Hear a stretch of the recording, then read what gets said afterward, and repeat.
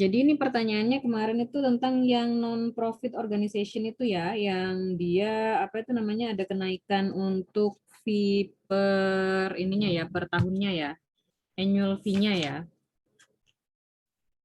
Silakan satu dulu nanti yang cash budgetnya dulu aja. Oke, silakan Iwan.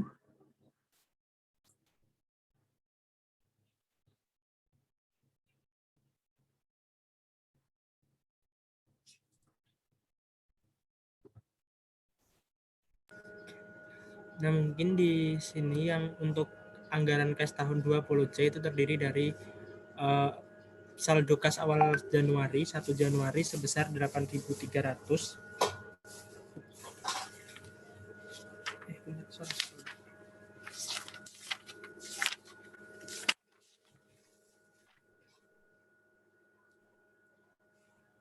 Kemudian ada dari bagian anggaran penerimaan kas.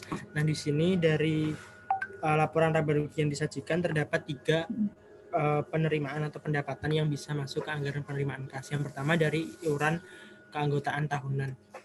Nah, iuran keanggotaan tahunan di sini tuh dibilang pada poin F, iuran keanggotaan meningkat 15% pada tahun 20B dan merencanakan akan meningkat 10% pada tahun 20C. Nah, di sini berasal dari anggaran di laporan laba rugi tahun 20B sebesar 3.555 dikalikan dengan kenaikan sebesar 15% atau 10% atau 100 ditambah 10% ini kemudian diinformasikan juga bahwasannya terjadi peningkatan keanggotaan pada poin E sebesar 3% yang mungkin nanti bisa menambah di sini adalah 10% ditambah 3% sehingga total untuk iuran keanggotaan tahunan adalah sebesar 402.215. Selanjutnya untuk iuran les dan kelas di situ terdapat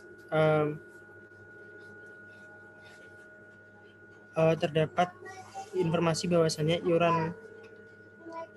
iuran les dan kelas tidak pernah dinaikkan selama 3 tahun. Kebijakan Dewan Anggota mendorong untuk dengan mempertahankan agar iuran tetap rendah. Kemudian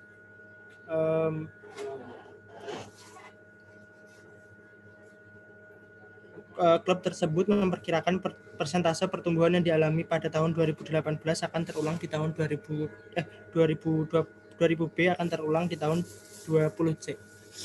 Nah, mungkin di situ dihitungnya berdasarkan dari anggaran 20B, kemudian dibilang karena mengalami kenaikan yang sama, maka dibagi dengan anggaran 20C dikalikan dengan anggaran 20B itu sendiri, sehingga didapat 304.200.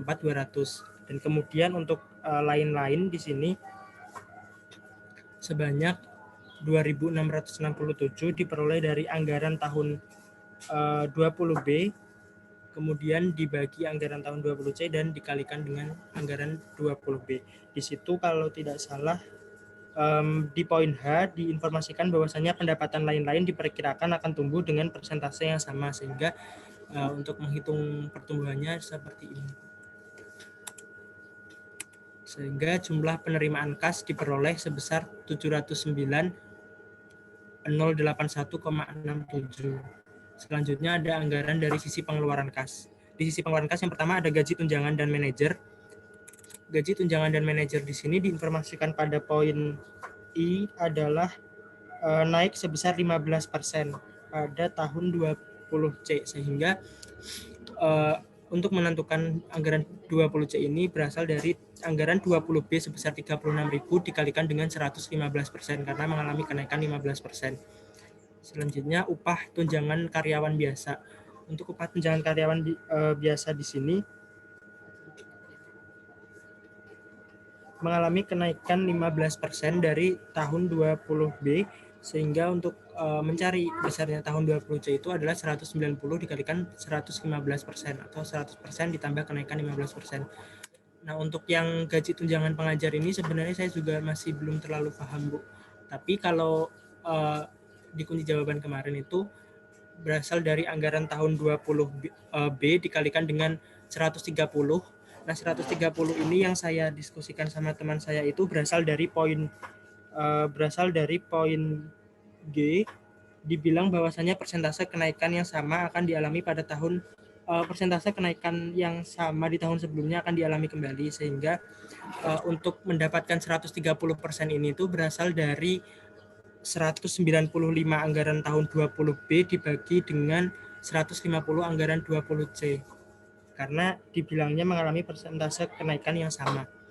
Selanjutnya untuk yang 115% ini adalah dari yang poin I, terdapat kalimat tarif upah per jam dan gaji manajer perlu dinaikkan 15%. Nah, di sini karena disajikan kata-kata upah, jadi kami mikirnya kemarin itu ikut tenaga pengajar, upah tenaga pengajar juga ikut dinaikkan 15%, Bu. Sehingga totalnya untuk upah dan tunjangan tenaga pelajar adalah 291.525. Cuman masih belum yakin di ininya sih. Kemudian untuk handuk dan perlengkapan lainnya itu diinformasikan di soal poin I mengalami kenaikan sebesar 25% untuk beban handuk, perlengkapan, listrik, dan beban lain-lain. Yaitu dari anggaran tahun 20B sebesar 16.000 dikalikan dengan 125%. Kemudian listrik juga mengalami kenaikan 125% dari tahun 20B. Kemudian bunga hipotek ini berasal dari poin berasal dari poin D, di mana di situ diinformasikan bahwasanya terdapat bunga 9% per tahun dari hipotek yang diterbitkan sebesar 360, sehingga bunganya 32.400. Kemudian beban lain-lain sesuai informasi di poin I mengalami kenaikan sebesar 25%. Pembelian peralatan baru ini seperti yang disajikan di awal soal, di situ Dewan merencanakan untuk membeli peralatan baru senilai 25.000 setiap tahunnya. Jadi tahun 20C juga akan merencanakan pembelian perlengkapan yang baru. Kemudian pembayaran mortgage payable 1 November ini berasal dari poin D, di mana di situ menyetujui untuk membayar $30.000 per tahun pada 1 November sampai lunas. Kemudian untuk tagihan pada 31 Desember ini berasal dari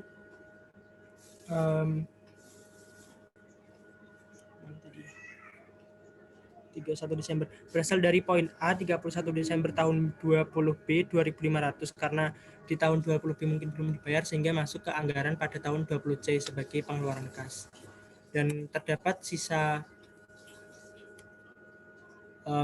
pembayaran peralatan pada tahun 20B terdapat kekurangan 15.000. Di situ diinformasikan pada poin C bahwasanya peralatan seharga 25.000 bayar tahun 20B baru dibayar 10.000, dan sisanya akan jatuh tempo 1 Oktober tetapi belum dibayar sampai 31 Oktober 2020B sehingga masuk ke anggaran tahun 20C, sehingga jumlah pengeluaran kas adalah 706.325, dan saldo kas tahun 20C itu berasal dari saldo awal pas 1 Januari ditambah penerimaan dan dikurangi pengeluaran. Mungkin gitu. Oke, itu yang untuk yang bagian A ya. Nah, sampai di bagian A ada pertanyaan nggak dari teman-teman atau ada yang berpendapat lain?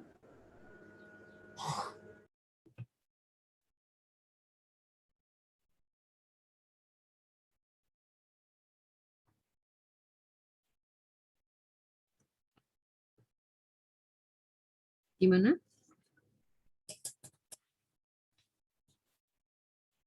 Terima kasih ya Iwan ya. Iya, Bu.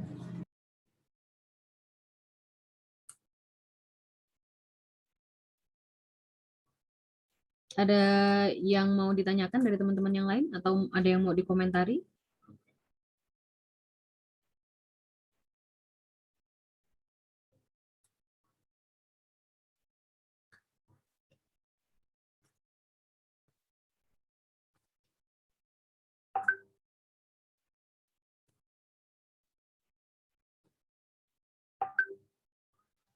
Izin Bu, Boleh? Tadi saya masih kurang paham yang upah dan tunjangan tenaga pengajar itu, Bu. Kemarin juga saya masih kurang paham kerjaannya itu. Oke, yang ini ya, yang apa itu namanya upah dan tunjangan yang tenaga pengajar ya.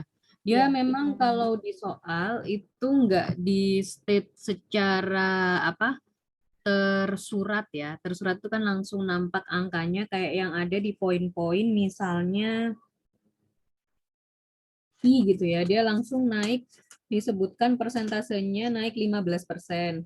Nah, tapi kalau yang lesson and class fee ini dia mengikuti, kita harus lihatnya itu yang untuk yang di poin G aja. Nah, karena lesson dan class fee ini banyaknya kelas yang berjalan itu akan berpengaruh ke berapa honor untuk apa itu namanya?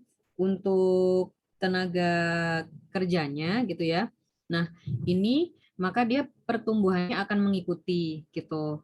Karena yang ada di sini, yang ada di apa yang ditampakkan dari 20A dan 20B itu hanya angkanya saja, jadi kita harus mencari tahu dulu berapa kenaikannya dalam persentase gitu. Jadi tadi kayak yang misalnya angka-angka yang tadi, nah ini dituliskan sama apa itu namanya Iwan ya. Jadi 1,3 itu asalnya itu dari 20A yang 195 itu dibagi dengan yang 150. Sama halnya dengan yang lesson and class fee. Lesson and class fee itu kan dari 234 ditambah dengan 180. Yang tadi untuk yang iuran kelas yang ada di atas gitu. Jadi karena apa kalau untuk yang annual membership fee itu kan udah diketahui ya dalam sepanjang tahun naik 3%. Kemudian untuk tahun depannya diputuskan apa belum belum final gitu ya, masih tentatif tapi rencananya akan dinaikkan 10%. Itu kan langsung kelihatan. Nah, tapi untuk yang lesson dan class fee ini kita diminta untuk membandingkan dulu antara 20A dan 20B itu akan terjadi juga di 20C gitu. Jadi dihitungnya dari situ. Baik, jadi lesson and class fee ini nggak cuman yang di poin G ini nggak cuman untuk menghitung lesson dan class fee aja, tapi juga untuk lesson dan class employee benefits, wages and benefits gitu. Karena semakin banyak kelas, artinya pengajarnya itu kan ngajar semakin banyak jam ya. Biasanya apa itu namanya untuk tarifnya itu dia per jam. Jadi semakin banyak dia mengajar, maka yang harus kita bayarkan juga semakin banyak gitu. Kira-kira gitu. Jadi poinnya itu diambil dari situ. Sama pengertiannya dari yang I juga sih, dia kan apa rate-nya ini kan per per jam ya. Jadi bukan kayak gaji tetap tapi dia dihitung per jam. Jadi ketika salah satu ada kenaikan, ada penambahan, maka dia akan dinaikkan juga gitu. Jadi dia naiknya sejalan ya Bu ya sama yang tadi kenaikan intensitas kelasnya. Iya. Iya, jadi berbeda dengan iuran keanggotaan tahunan. Kalau iuran keanggotaan tahunan, berapapun kelas yang kamu ambil, itu jumlahnya akan sama. Karena dia annual fee gitu ya. Jadi per tahunnya harus bayar berapa, per semesternya per tahunnya dia harus bayar berapa. Terus kemudian tapi kalau misalnya untuk yang apa itu namanya, yang lesson dan kelas itu tergantung kamu ikutnya berapa banyak gitu. Baik, terima kasih Bu. Sama-sama. Sama kayak yang gaji manajer kemarin itu yang pas waktu kita menghitung apa itu namanya DMDLOH untuk manajer sama untuk janitor dan segala macam dan apa satpam gitu ya security itu kan dia gajinya itu fix sepanjang tahun, tapi kalau untuk direct labor atau apa ya direct labor itu dia kita hitungnya adalah per hour gitu. Sama halnya dengan yang itu untuk lesson and class employee wages and benefits. Ada tambahan lagi? Ada Mohon yang maaf, Bu. menambahkan? Oke. Cerah ya? Ya, Bu. Saya masih belum paham tentang yang informasi tambahan yang bagian C, Bu. Kan di sana disebutkan bahwa membeli peralatan senilai 25.000 selama tahun berjalan. Terus kas yang dikeluarkan saat pengantaran itu Bu 10.000 dan sisanya akan jatuh tempo tanggal 1 Oktober. Tetapi belum dibayar per tanggal 31 Oktober Bu. Jadi kan dia masih memiliki utang 15.000 ya Bu. Iya. Terus di situ tertulis juga Bu yang di Excel ini Bu, pembelian peralatan 25.000. Jadi bukan jadi total asetnya itu Bu 40.000 ya? Atau gimana Bu? Yang mana pembelian peralatan baru? 25.000. Terus sisa pembayarannya 15.000 Bu. Berarti total asetnya peralatan baru itu 40.000 ya Bu? Bukan. Jadi kalau untuk yang 25.000 itu kan untuk yang C yang apa itu namanya yang poin C itu kan untuk yang tahun 20B gitu ya.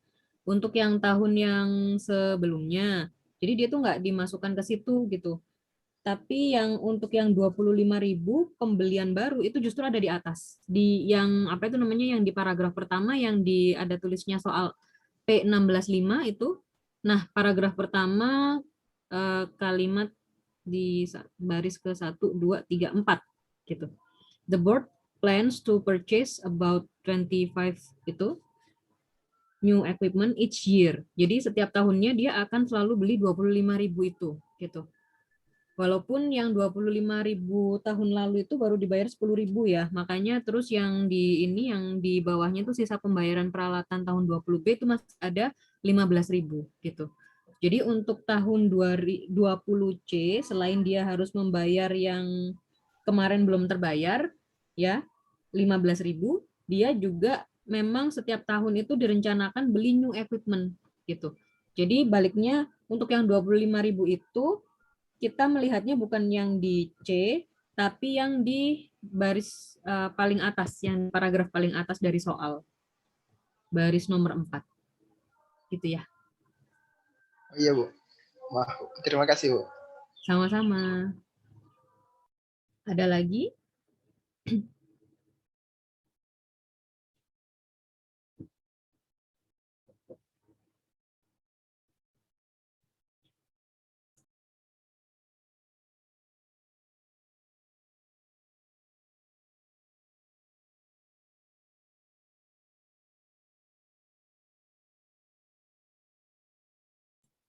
Ada lagi yang ditanyakan?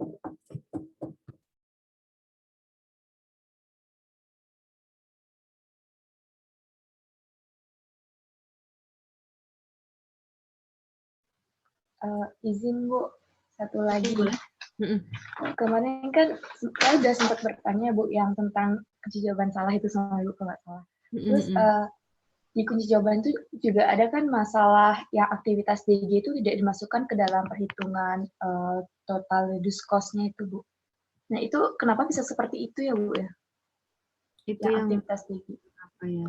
Yang problem 16.9 Bu. Berapa? 16.9 ya, saya buka dulu ya. Iya. Iya.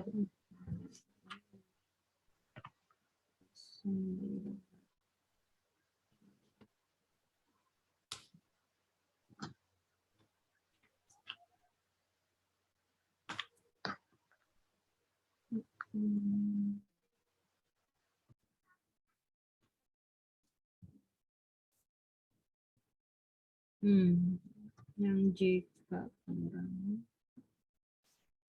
Yang poin yang apa kemarin deh? Yang kemarin kan yang untuk critical rate-nya itu yang di kunci jawaban salah ya Bu ya, yang jika tidak dimasukkan pada normal cost. Ya.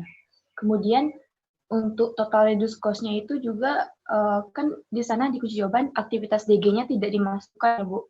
Itu kenapa seperti itu? Oh, tunggu, saya buka WA-nya dulu ya, karena saya nggak pegang kunci jawabannya. Iya. Kemarin saya sempat nanya yang critical path-nya saja, Bu. Iya. Oh iya, kemarin nanya critical path-nya aja ya. Ada ya yang di chat-nya Madi kemarin ya? Yang untuk DG-nya ini, Bu ya. Kemarin belum sempat, Bu. Oh, enggak ada kemarin. Minimum time aja ya kemarin ya? Iya, yang critical path yang terbaru itu.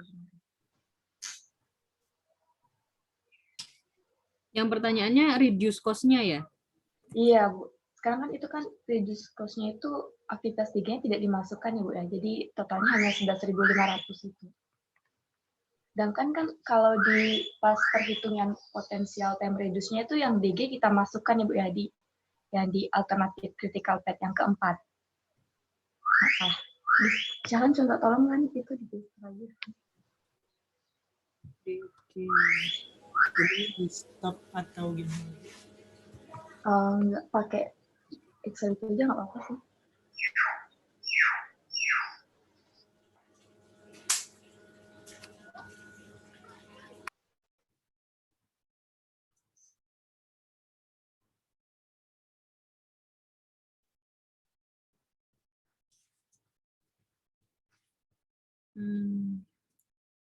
Oke. Coba yang punyanya 5D dulu. Mohon maaf, Bu, saya bukanya pakai handphone jadi tidak bisa share screen. Oh, Bisa minta oke. tolong tadi. Atau Syahan punyanya tadi gimana udah, deh, nggak apa-apa. ya pakai punya Syahan aja, Bu, tadi sudah ada.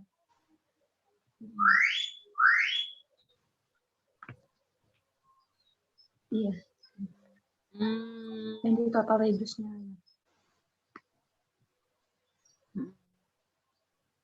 Nah, yang nomor 2 ini, Bu. Yang nomor 2, oh ya, yang nomor 2 itu kan Iya. yang time-nya ini kan kemarin kan udah kita bahas ya. Iya, Berarti sekarang pertanyaannya adalah yang bawahnya ya? iya, yang di bawahnya. Oke, oke. Di bawahnya, oh pertanyaannya kenapa DG nggak dimasukkan gitu ya? Iya, Bu. Iya. Ini kan kalau kita lihat itu kan untuk apa supaya dia bisa mulai lebih cepat, dia itu kan harus melalui apa yang bisa kita percepat yang paling ngaruh untuk dipercepat itu kan hanya yang ada di critical path. Oke dulu sampai sini? Iya, iya, Bu. Ya. Jadi kalau misalnya apa jalurnya ini mau kita percepat gitu ya, kita akan harus apa itu namanya harus mengeluarkan biaya supaya di jalur-jalur yang kritikal itu dia menjadi lebih cepat. Nah, kalau yang kemarin kan critical path-nya kan jadi ada yang ini ya, ada yang baru itu kan ada yang 777 itu ya. Jadi di situ semua biaya yang dikeluarkan untuk mempercepat ketiga jalur tersebut itu harus kita keluarkan gitu supaya jalurnya bisa ini apa jadi new time itu 7 7 dan 7 gitu. Nah, tapi sekarang kita lihat misalnya AD, G, J, K, L gitu ya. Ini di sini kan expected time-nya kan udah 7 nih. Betul? Expected time-nya udah 7. Terus kemudian dari ADGJKL ini dia masuk ke apa itu namanya dari bawah gitu ya. Dari yang dilihat yang di soalnya itu dari bawah itu kan dia ketemunya nanti dengan jalur yang lurus banget itu kan di yang J ya. J sama K ini kan meskipun kita nggak mempercepat di jalur yang A, D, G, J, K, L, itu dia akan dipercepat di jalur yang tadi yang atas yang lurus doang itu. Iya. Nah, berarti itu kan udah dihitung satu kali. Sedangkan ada satu lagi kalau misalnya kita mempercepat di D dan G, mana D dan G? Di D dan G itu expected time-nya 2 ya, reduce time-nya itu cuma 1 gitu. Reduce time-nya itu cuma 1. Jadi kalau misalnya ini nggak kita percepat pun itu sebenarnya nggak ngaruh gitu. Oh iya. Iya gitu. Jadi kayak apa itu namanya? Oke, kita kan mempertimbangkan ada reduce time gitu ya. Tapi dari semua reduce time itu biaya yang perlu kita keluarkan itu hanya yang ada di critical path aja gitu. Jadi fokus kita itu hanya yang di critical path. Sama kalau misalnya biaya itu tidak kita keluarkan, maka akan tercipta critical path yang baru gitu. Jadi misalnya nih ya, saya ambil contoh ACFIKL ini kan lewat ya, nggak ada yang bisa dipercepat gitu ya, yang di situ. Nah, terus kalau misalnya di sini ada yang ini ya, ABEHKL gitu ya. ABEHKL ini ada AB sama BE gitu ya. Ada AB sama BE. Nah, ini kan kita pertimbangkan dulu nih, ini atau yang ini yang bawahnya yang FJJK nih, yang ACFJKL. Nah, ya yang itu. Nah, Yang di situ, yang di paling bawah itu kan dia ada reduce 2 kali gitu ya. Nah, kalau misalnya kita ngide dulu nih gitu.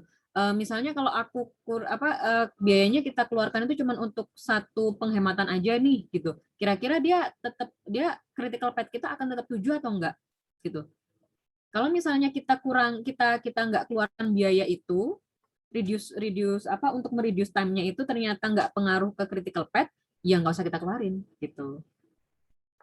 Jadi yang perlu kita keluarkan itu hanya supaya critical pet-nya itu mundur semua gitu. Kalau yang udah tadinya 7 kan kita udah nggak perlu keluarin lagi gitu ya. Tapi kalau yang 5 ini mau kita percepat atau enggak, critical pet kita kan tetap sama kan. Kita baru akan bisa buka di week ke-7 gitu ya, setelah week ke-7 gitu. Jadi nggak ada gunanya nanti kita mengeluarkan biaya itu gitu. Jadi sebaiknya nggak usah dikeluarkan gitu. Nggak usah dipercepat gitu.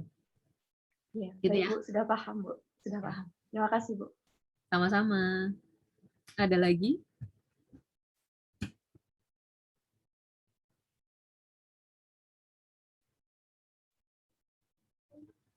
Kebetulan untuk yang materi minggu ini sebenarnya dia tuh kalau kita lihat di soal-soal yang tahun kemarin itu dia nggak keluar dalam soal gitu karena dia kan emang sedikit banyak menceritakan varians, tapi varians yang keluar itu justru di chapter-chapter yang sebelumnya. Jadi kalau misalnya teman-teman mau ada yang ditanyakan dulu dari chapter-chapter yang sebelumnya bisa banget gitu. Karena pembahasannya sih juga nggak begitu banyak.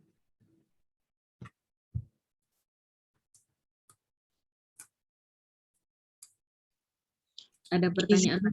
Kan Bu, Dia Ayu, ya berarti kalau untuk yang pertanyaan di Made ini tadi berarti kalau untuk pengurangan itu dicari yang jalurnya itu di critical pet-nya aja ya Bu. Kalau maksudnya kalau di selain critical pet itu berarti kayak masih dipikir ulang gitu Bu. Iya, betul. Jadi kalau kebetulan banget, ini kan new time-nya itu critical pet-nya itu 7, 7, 7 semua gitu ya.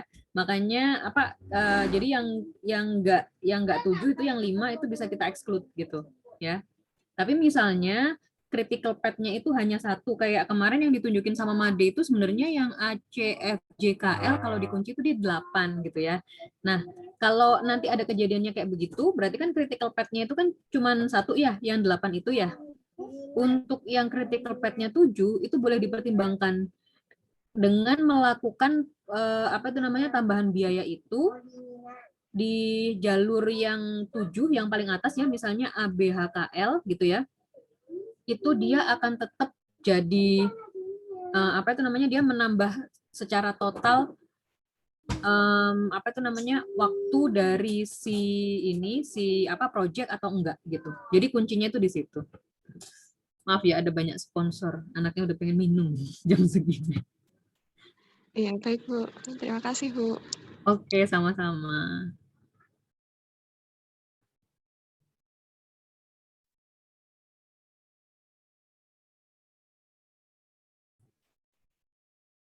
Ya, jadi nggak semua biaya harus kita keluarkan ya. Pokoknya biaya untuk mereduce si critical pet itu harus kita keluarkan. Tapi untuk jalur-jalur yang lain yang dia nggak critical pet itu kita hitung ulang gitu.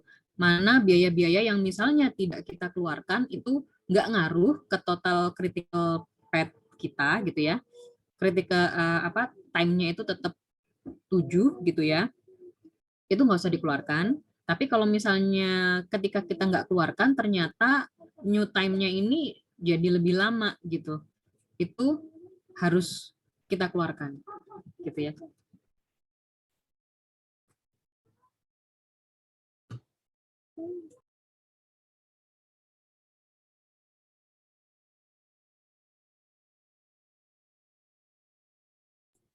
Ada lagi yang ditanyakan?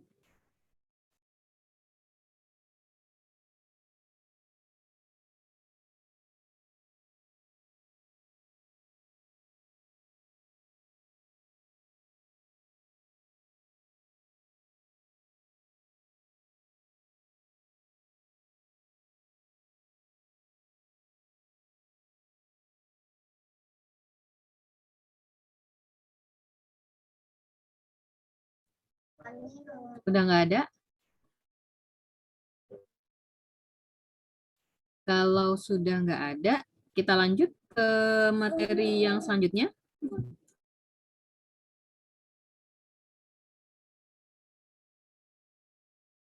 Responsibility, accounting, and reporting.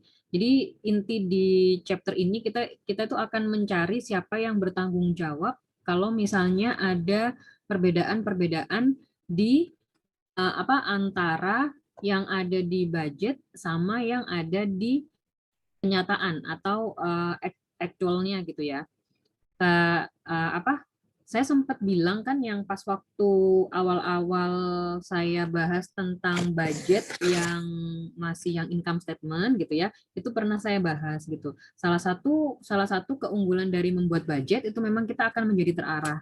Tapi ada juga cons-nya gitu. Itu kan pro-nya gitu ya. Ada cons-nya juga. Nah, cons-nya itu jadi nanti kalau misalnya si manajer itu bisa jadi ya udah budgetnya itu di losin aja gitu supaya aktualnya itu tetap terpenuhi, nggak lebih dari budget gitu ya.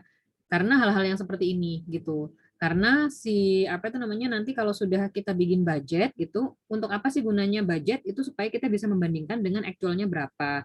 Dari situ nanti kita akan bisa lihat itu kinerja dari masing-masing manajer itu seperti apa. Nanti kalau misalnya ada perbedaan, seperti yang kemarin saya sampaikan, itu kita sebut dengan variance. Dari variance itu, ada yang sifatnya favorable, ada yang sifatnya unfavorable. Jadi kayak misalnya kalau kita menganggarkan penerimaan itu lebih kecil daripada aktualnya gitu ya. Itu suka dong ya perusahaan karena apa yang kita terima itu lebih banyak daripada yang kita expect, daripada yang kita rencanakan gitu. Tapi kalau misalnya expense yang kita keluarkan secara aktual ternyata lebih besar daripada yang kita rencanakan, tadinya nih mau ke Bintaro Exchange gitu, cuman mau beli ini aja, cuman mau beli cuman mau beli mie doang gitu. Ternyata merembet, pengen ini, pengen itu, pengen mampir ke toko ini, pengen mampir ke toko itu gitu. Awalnya budgetnya cuma 100.000 nih, ternyata membengkak jadi 150.000 gitu. Nah itu kan kalau perusahaan kan nggak suka ya yang kayak begitu gitu ya. Dia lebih besar daripada budget gitu ya. Pengeluaran yang sesungguhnya itu lebih besar daripada budget itu kan dia nggak akan suka gitu. Nah itu yang akan kita bahas di responsibility, accounting, dan reporting gitu. Nanti kita akan cari tahu gitu. Kalau variansnya terjadi di sini, manajer mana yang harus bertanggung jawab. Tapi kalau misalnya ada variansnya itu terjadi di hal yang lain, itu manajer mana yang harus bertanggung jawab.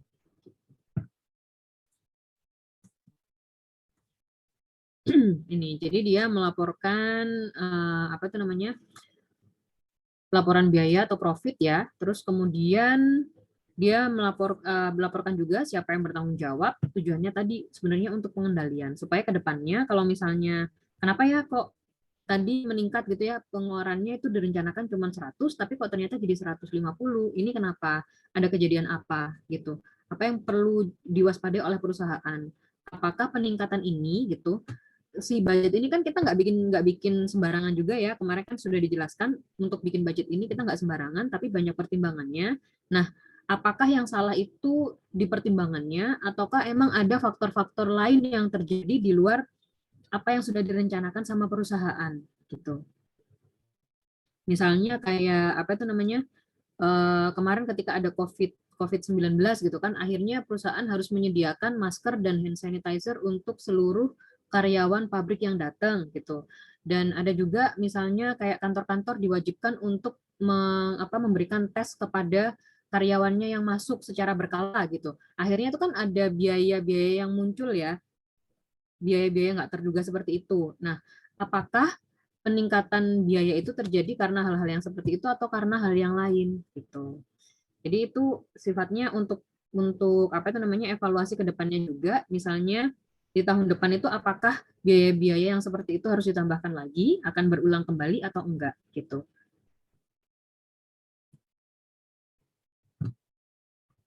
Ini tujuannya tadi secara tidak langsung tadi sudah saya sebutkan juga ya.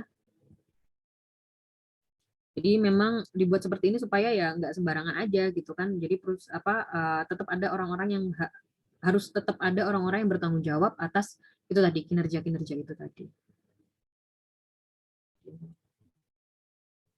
Ini sifatnya itu hanya untuk pengendalian biaya internal gitu ya.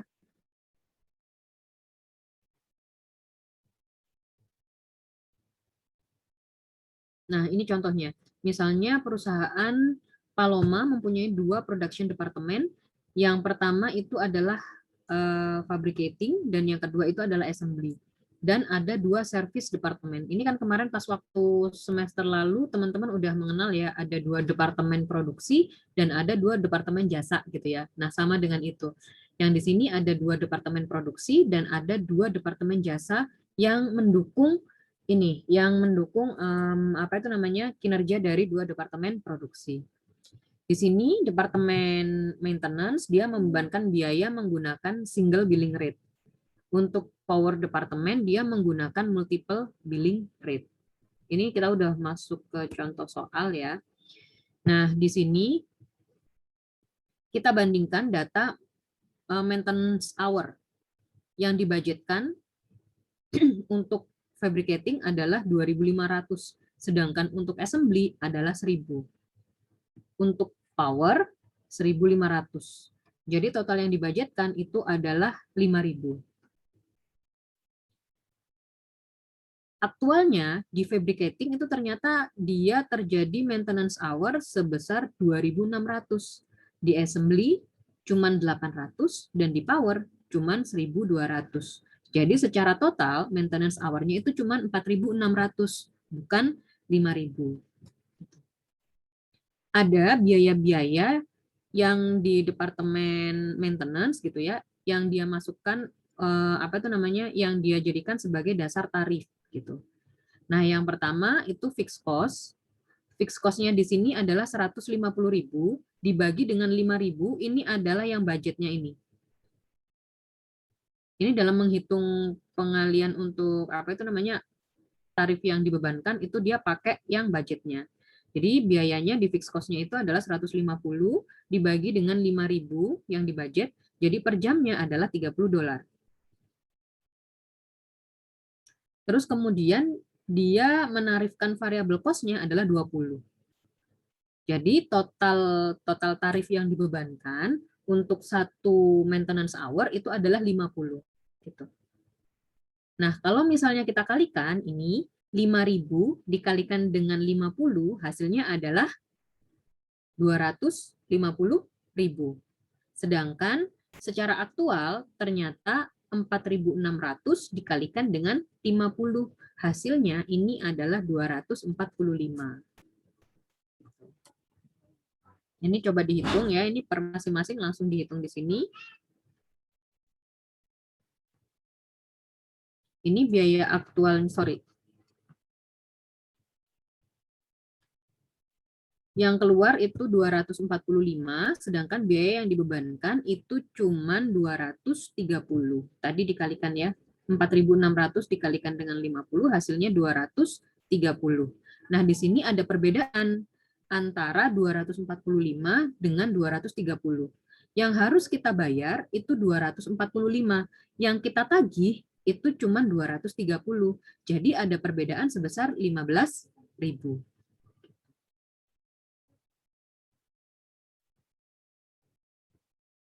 Sampai sini masih oke? Masih paham, Bu. Oke. Ya, jadi dari sini udah kelihatan perbedaannya ya. Ini ada perbedaan perhitungan 15.000 gitu. Nah, di sini. Ini ada variansnya 15.000. Maintenance hour actual dan yang dianggarkan ini berbeda sebesar ini gitu ya. Berbeda sebesar ini gitu. Jadi di sini ada varians ya, budgeted fixed cost. Ini fixed cost itu mau berapapun maintenance hour yang kita lakukan, dia jumlahnya akan tetap ditagihnya sebesar 150.000 gitu ya. Terus kemudian fixed cost yang dibebankan itu ternyata cuma 138. Dapatnya dari mana? Dapatnya dari 4.600 ini dikalikan dengan 30 tarif yang tadi ya. Jadi dari sini aja itu ada perbedaan sebesar $12.000 gitu. Ini, nah dari sini kemudian dibuat penjelasan gitu. 12.000 ini kan ketemu ya akhirnya, dapatnya dari mana? Oh, ternyata ini terjadi karena tidak bisa memaksimalkan kapasitas yang ada. Kapasitasnya itu kita bisa menjalankan maintenance hour sebanyak 5.000. Tapi ternyata kita cuma melakukan sebanyak 4.600 aja gitu. Jadi ada kapasitas yang nganggur nih itu sebesar 12.000 ini gitu. Nah, sisanya ini kan tadi kan perbedaannya kan 15.000 nih. Perbedaannya kan 15.000. Terus kemudian yang di sini yang sudah ketemu ini kan kita sedang cari ya varians 15.000 atau perbedaan 15.000 itu asalnya dari mana aja. Yang udah ketemu itu adalah dari sini. Dari perhitungan atau pembebanan fixed cost itu ketemu perbedaan sebesar 12.000. Berarti sisanya tinggal 15 dikurangi dengan 12. Maaf, suara saya jelas nggak ya? Jelas, Bu. Jelas, Bu. Oke, saya lanjut ya. Jadi di sini masih ada sisa varians itu sebesar 3.000. Dari mana? Dari 15 dikurangi dengan 12. Hasilnya 3.000 gitu. Nah, ini kalimatnya itu seperti ini memang ya. Kesalahannya itu ada di mana gitu. Ada di siapa? Ini salah siapa gitu. Salah gue, salah teman-teman gue gitu ya. Enggak ya. Itu kalau teman-teman yang di tahun 90-an itu kenal itu ya. Dari film AADC. Teman-teman udah pasti belum pernah lihat film itu ya. Gitu. Terus ini 3.000 ini salah siapa gitu. Jadi kita mencoba mencari akar masalahnya itu di mana. Siapa yang menyebabkan gitu. Yang tadi udah ketemu ya, ternyata itu dari kapasitas yang idle gitu. Dari sini ya. Sebagian varians dibebankan ke manajer pemeliharaan karena idle capacity. Dia tidak bisa memaksimalkan kapasitasnya dia. Gitu. Dia menetapkan kapasitasnya sebesar 5.000, tapi secara aktual yang dilakukan cuma 4.600. Berarti harusnya dia masih bisa melakukan 400 lagi. Gitu. Itu dibebankan ke manajer pemeliharaan karena idle capacity ini. 3.000 lagi gimana? 3.000 lagi ini asalnya dari siapa? Tanggung jawabnya siapa ini gitu. Ini disebut dengan spending variance gitu. Karena yang pertama dia ada inefisien gitu ya. Departemen pemeliharaannya ada inefisien, terus ada kenaikan biaya overhead sama salah menganggarkan biaya overhead. Jadi seperti itu ya. Jadi variansnya itu kita cari tahu dulu ini kesalahannya siapa. Sisanya nanti masuk ke mana, harus siapa yang bertanggung jawab.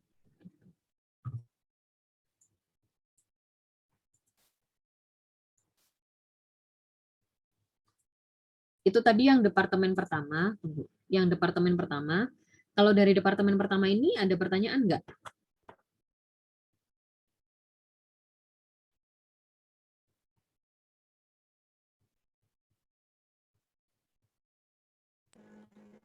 Belum mungkin.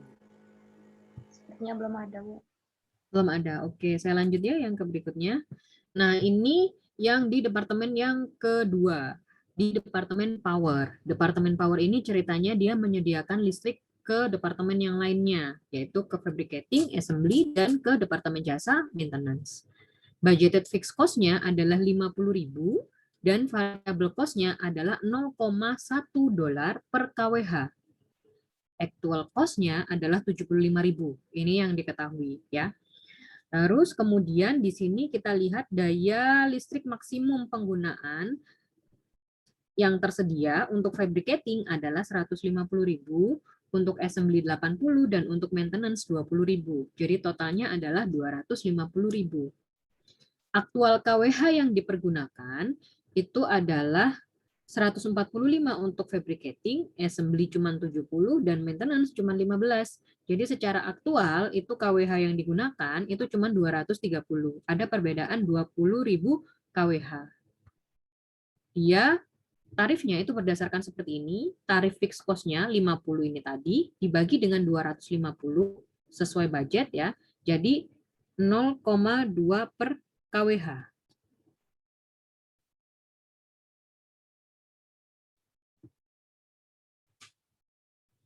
Ini dia kalau yang tadi dia cuman menggunakan satu tarif gitu ya. Satu tarifnya yaitu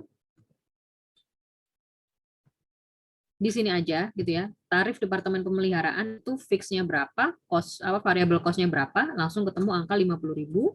Nah, tapi kalau yang di sini perbedaannya dengan yang ada di Departemen Power, dia menggunakan dua billing structure. Untuk fixed cost yang ini 50.000 ini dia membebankan berdasarkan kapasitas yang disediakan. Kemudian untuk variable cost dibebankan berdasarkan KWH aktual. Jadi fixed cost mau kamu pakai berapapun ya tetap gitu, sesuai yang udah aku sediain buat kamu gitu. Kalau bedanya dengan yang tadi itu kan fixed cost-nya kan nggak pengaruh ya, berapapun maintenance hour yang saya lakukan ya perhitungan fixed cost saya ya segitu gitu, pembaginya tetap yang 250 gitu. Dan yang ditagihkan hanya sesuai dengan yang aktualnya aja.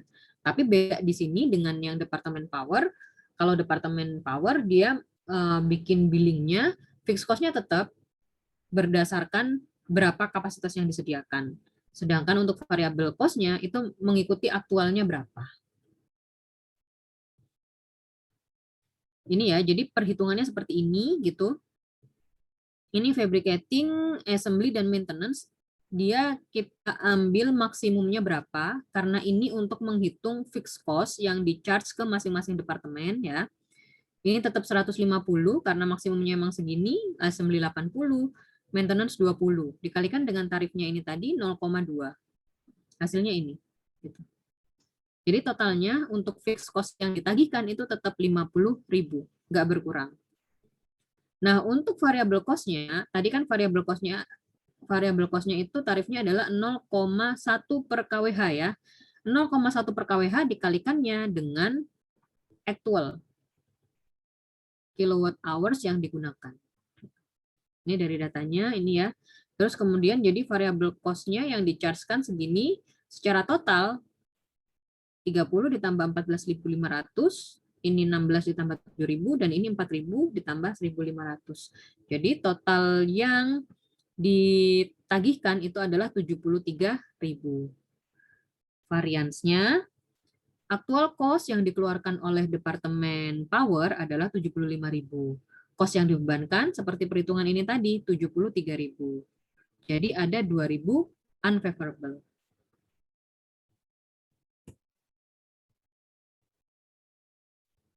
Nah, ini di sini kalimat favorable itu kalau varians yang terjadi itu justru menambah ini net income perusahaan, tapi unfavorable itu dia yang mengurangi income perusahaan. Jadi di sini aktualnya itu cuma 73, yang kita tagihkan cuma 73, padahal yang harus kita keluarkan adalah 75. Jadi yang 2.000-nya ini justru dia mengurangi gitu ya, mengurangi net income. Jadi disebut dengan unfavorable. Sampai sini masih oke?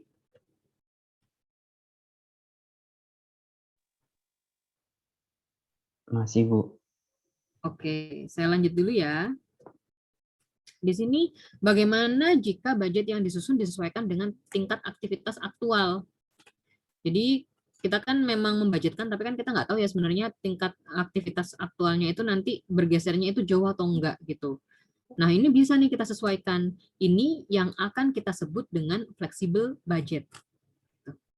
Jadi nggak dibandingkan dengan benar-benar berapa yang direncanakan, tapi berapa secara aktualnya.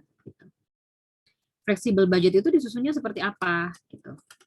Ini tingkat aktivitasnya itu menyesuaikan dengan aktivitas aktual. Jadi misalnya kita membudgetkan overhead sebesar 10.000 untuk memproduksi 1000 unit. Ternyata produksi aktualnya itu adalah 1100 dengan aktual OH itu sebesar 10.500 gitu. Nah, di sini kan yang jadi pertanyaan, ya kemarin kan kita membudgetkan 10.000 untuk memproduksi 1000 unit. Ternyata yang kita produksi itu jauh lebih banyak. Dan actual OH-nya yang kita keluarkan itu ya lebih banyak daripada yang sudah dibudgetkan. Apakah artinya ini nggak efisien sebesar 500.000 gitu? Nah, ini yang pertanyaannya gitu. Makanya kan kayak nggak adil aja gitu.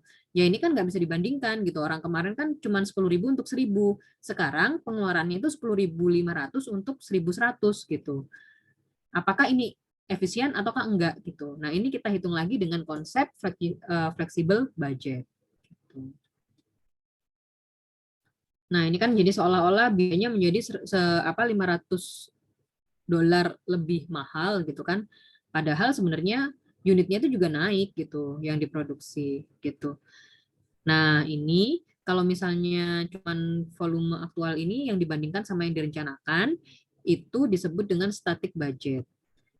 Kalau untuk yang fleksibel itu enggak seperti itu gitu. Nanti dia membandingkannya justru lebih adil kalau pakai konsep flexible budget. Nah, di sini untuk flexible budget nanti ada yang disebut dengan allowable budget atau budget allowance. Ini adalah budget yang sudah kita sesuaikan dengan aktivitas aktual. Jadi nanti ada 3 kolom ya. Kalau yang tadi itu kan 3 kolom atau 3 baris ya. Kalau yang tadi itu kan cuma 2 ya. Di sini teman-teman cuman ada yang pertama itu adalah yang dibudgetkan. Kemudian yang di sini dibandingkan dengan yang aktualnya gitu. Nah, di flexible budget nanti akan ketambahan satu lagi yang disebut dengan allowable budget. Yang disebut dengan allowable budget atau budget allowance. Dan untuk mengukur efisiensi, kita cari yang namanya spending variance. Dia cara menghitungnya adalah actual cost dikurangi dengan budget allowance. Jadi bukan lagi kita membandingkannya dengan budget doang, tapi dengan budget allowance atau budget yang sudah disesuaikan dengan aktivitas aktual. Nanti ada juga yang disebut kayak sama dengan yang tadi gitu ya, idle capacity variance. Jadi nanti variance yang di sini yang akan teman-teman temui itu ada 2. Yang pertama adalah spending variance, yang kedua adalah idle capacity variance. Idle capacity variance dihitungnya budget allowance dikurangi dengan applied FOH. Nah, ini contoh konsepnya gitu ya. Jadi kalau misalnya perbedaannya atau variansnya itu terjadi antara applied FOH dengan budget allowance, disebutnya adalah idle capacity variance. Tapi kalau perbedaannya itu antara budget allowance dengan aktual FOH, disebutnya adalah spending variance. Ini ilustrasinya. Jadi di sini budgeted FOH-nya adalah 10.000 untuk memproduksi 1.000 unit dengan yang tadi gitu ya. Ini variabel FOH-nya adalah $4 dikalikan dengan 1.000 unit. Fix OH-nya adalah 6.000. Jadi total budgetnya adalah 10.000. Ini aktualnya yang diproduksi adalah 1.100 dengan FOH 10.500. FOH aktualnya. Di sini tarif FOH per unit itu diambil dari sini ya, 10.000 dibagi dengan 1.000 unit gitu ya. Jadi $10. Applied FOH $10 dikalikan dengan 1.100. Ini adalah unit yang actual. Jadinya adalah 11.000. Yang di-applied atau yang ditagihkan, yang dibebankan adalah 11.000, sedangkan aktual yang dibayarkan itu cuma 10.500. Jadi justru di sini sebenarnya ada over applied sebesar 500.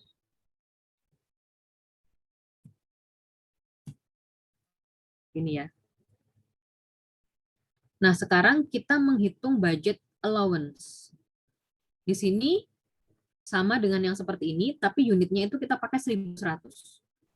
Variable cost-nya adalah 1.100 dikalikan dengan 4. Jadinya 4.400. Fixed cost-nya tetap sama, 6.000. Jadi harusnya dia jadi 10.400 untuk budgetnya. Sekarang kita bandingkan dengan actual FOH. Nah, di sini ternyata ya memang dia nggak efisien ternyata ya, gitu. Harusnya dengan memproduksi 1.100, pengeluarannya dia harusnya cuma 10.400, tapi ternyata actual yang keluar itu adalah 10.500. Jadi di sini ada spending variance sebesar 100. Sekarang kita bandingkan untuk mencari idle capacity variance ya. Di sini dibandingkan antara applied FOH yang 11.000 ini dengan idle capacity variance sebesar 600.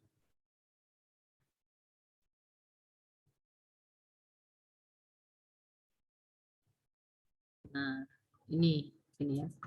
Si spending variance ini terjadi karena ini ya, budgetnya 10.000 dibandingkan dengan budget allowance-nya 10.400. Si 400 tadi ya bertambah karena memang unit yang diproduksi dia naik 100 unit gitu ya. Jadi actual cost itu lebih besar ya. Yang dibayar itu lebih besar daripada seharusnya berdasarkan budget yang udah disesuaikan dengan kapasitas. Nah, terus yang ini gitu ya, untuk variable cost baik untuk budget allowance sama dan dikurangi dengan applied FOH.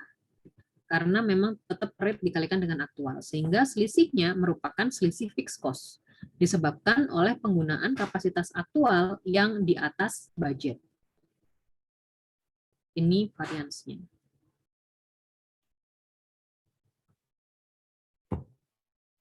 Oke. Ini minus, yang ini 100 unfavorable, minus 600 justru favorable. Artinya yang di sini dia justru kalau positif gitu ya, ini dia justru menambah cost ya, jadi mengurangi income, net income. Kalau di sini minus, ini malah justru cost yang dikeluarkan turun daripada yang di-applied.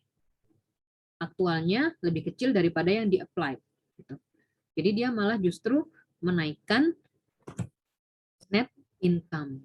Makanya dia disebut di sini actual capacity-nya lebih besar, dia masuknya adalah favorable. Nah, udah sampai sini aja. Udah selesai.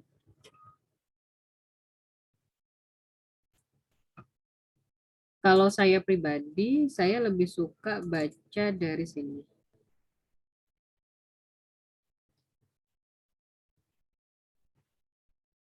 Teman-teman punya yang ini?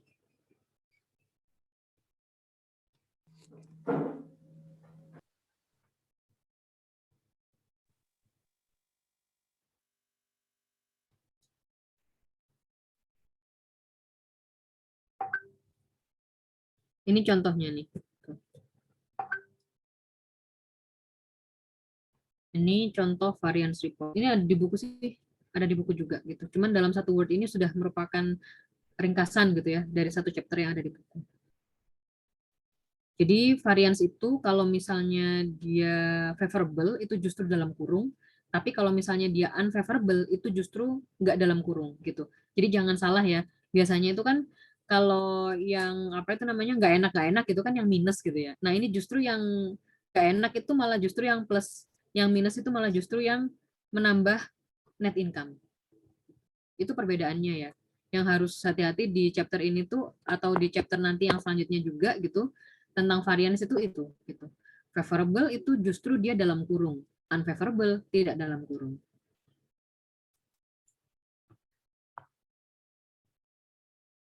Ada materi ini teman-teman? Nanti kalau nggak ada nanti saya share di grup. Belum ada, Bu. Belum ada. Bu. Di LMS belum ada ya? Ada. Oke, kita share ya. Iya? Kayaknya saya dapat dari website cutting ada, Bu. Udah saya share di grup kelas. Oke.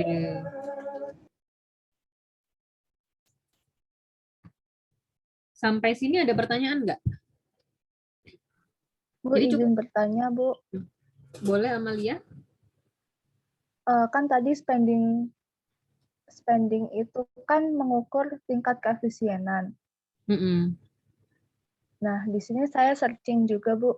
Di sini tuh ada efisiensi varian di mana rumusnya itu jam aktual dikurangi jam standar dikali sama FOH rate. Nah, apakah itu sama dengan yang spending variance itu, Bu? Beda. Jadi efisiensi varians itu nanti akan ditemui di chapter yang selanjutnya gitu. Jadi itu nanti malah apa itu namanya lebih banyak lagi varians yang dihitung gitu. Itu berbeda. Tapi itu sama-sama mengukur efisiensi juga nggak, Bu? Iya, memang dia efisiensi varians gitu. Tapi mengukur dua hal yang berbeda gitu.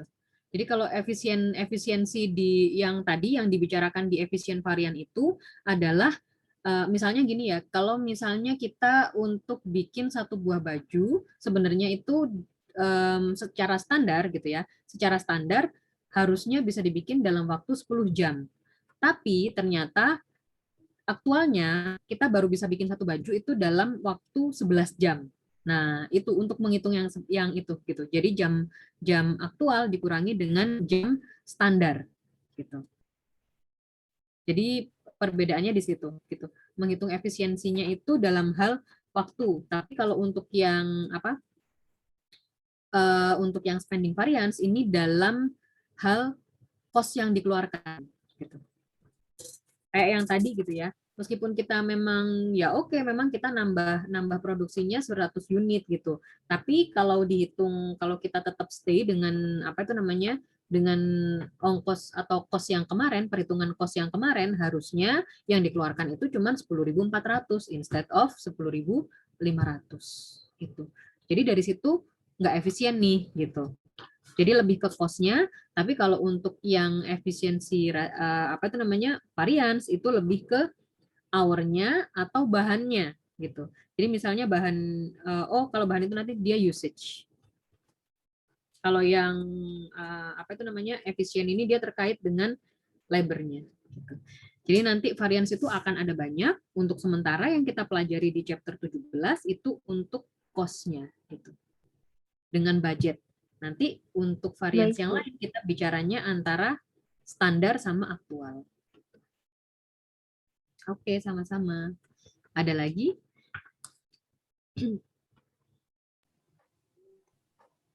Izin bertanya, Bu. Boleh, Fendi? Itu tadi kan dijelaskan kalau semisal spending variannya itu favorable, itu nanti kan akan menambah net income sehingga menguntungkan perusahaan. Apakah dalam hal ini itu menunjukkan bahwa kinerja perusahaannya bagus atau tetap kurang bagus karena kurang bisa mengalokasikan secara tepat ya, Bu? Kalau dalam hal ini, misalnya apa itu namanya? Kalau dalam hal soal yang ini gitu, itu bagus. Bagusnya kenapa? Bagusnya karena dia memanfaatkan kapasitasnya itu maksimum bahkan melebihi gitu ya. Bahkan melebihi tanpa dia harus meningkatkan fixed cost-nya.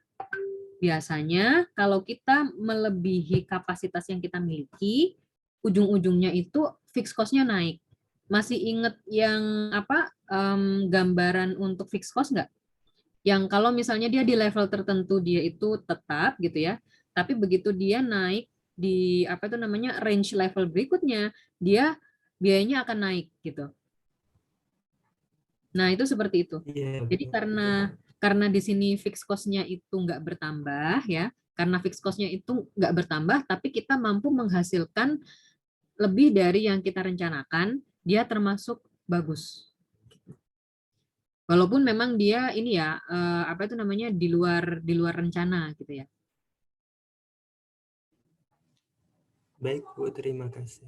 Sama-sama. Ada lagi?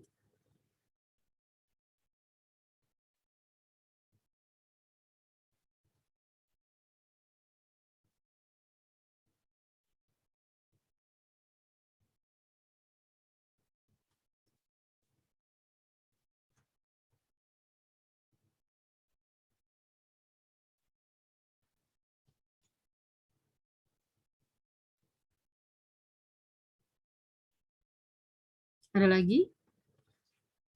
Belum ada pertanyaan? Belum ini ya, belum kegambar ya. Belum kegambar nanti kira-kira ngerjainnya kayak gimana gitu ya.